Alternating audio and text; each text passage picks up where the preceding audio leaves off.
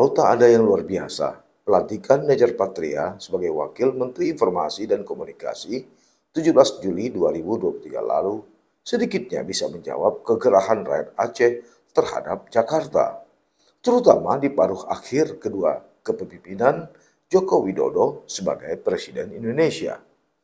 Maklum saja, sebelumnya atau pada periode pertama, ada juga sejumlah nama Menteri Kabinet Joko Widodo yang berdarah atau kelahiran Aceh, seperti Sofyan Jalil, Ferry Mursidan Baldan, serta Jenderal Purnawirawan Fahrul Raji.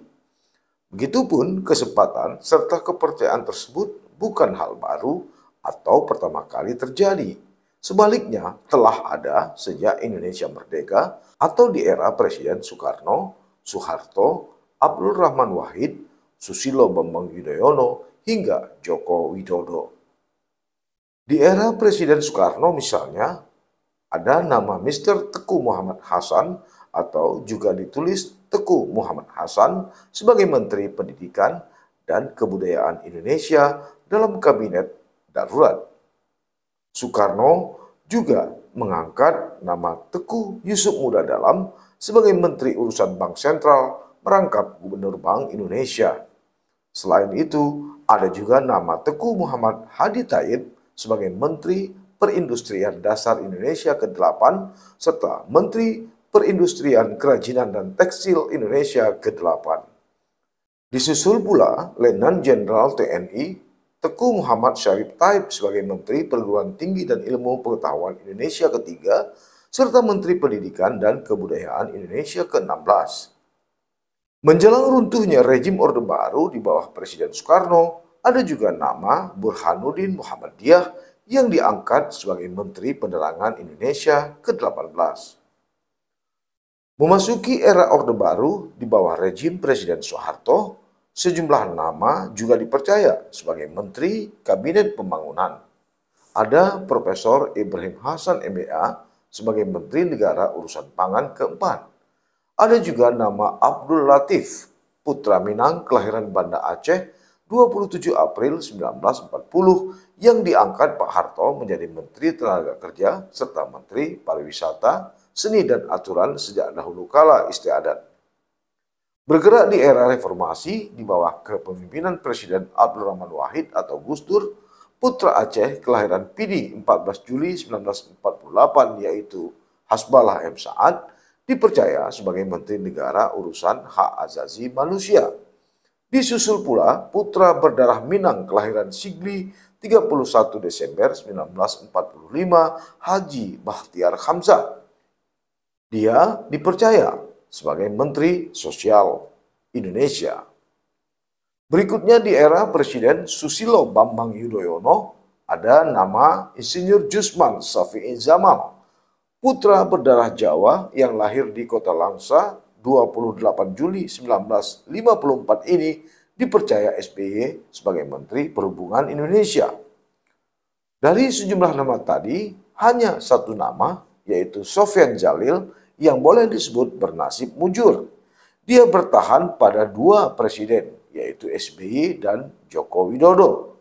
Pada era Presiden SBY misalnya, Sofyan Jalil dipercaya sebagai Menteri Negara Komunikasi dan Informasi, Menteri Negara BUMN, Menteri Perencanaan Pembangunan Nasional, dan Menteri Agraria dan Tata Ruang.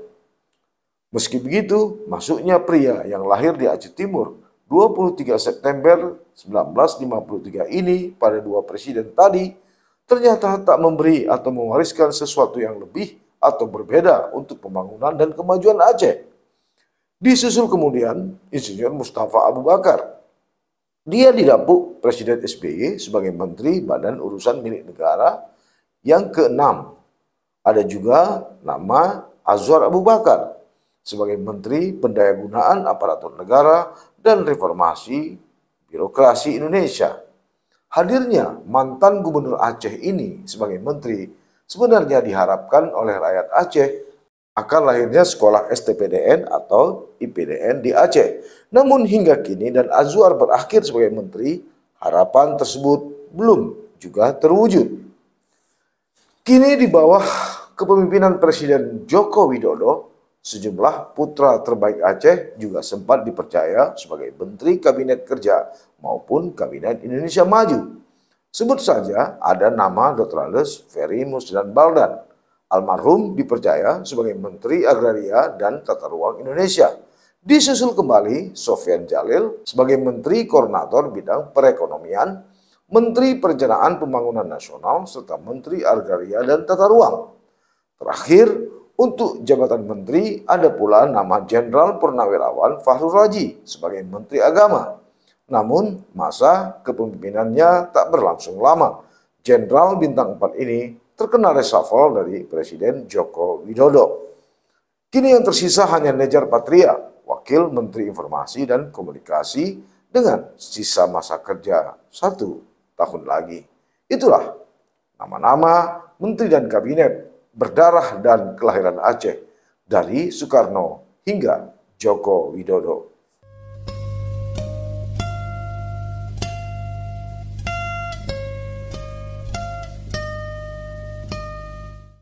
Jangan lupa like, komen, dan subscribe.